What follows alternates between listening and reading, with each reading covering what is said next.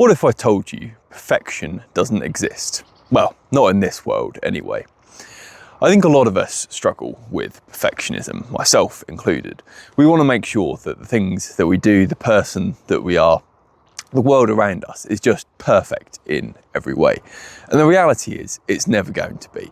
We live in an imperfect and fallen world.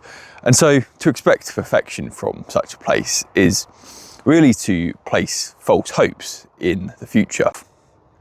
And again, this is something that I feel we lose so much in the modern world.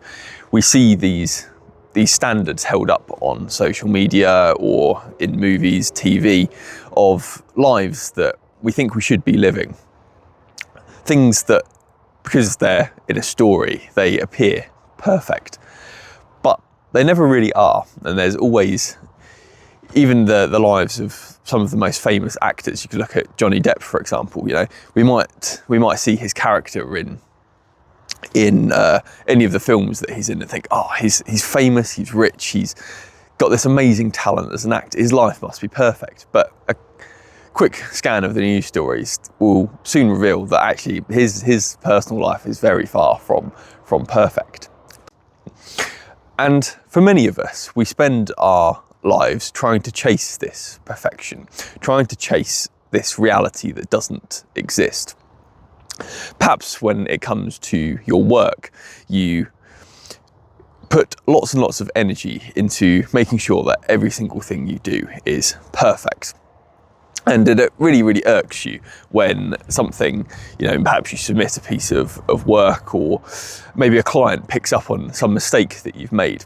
And for a lot of years, that really used to frustrate me, that I wasn't perfect, that I made mistakes, I had failures.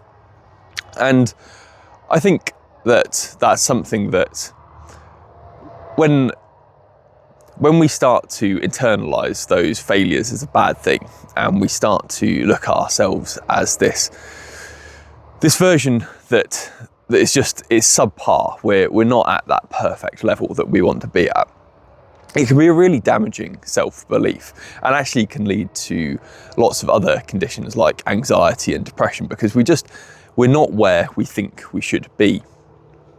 And for me, this really was something that I fought with for a lot of years. And it wasn't until I turned back to God and to faith in Jesus that I realised that I didn't have to be perfect.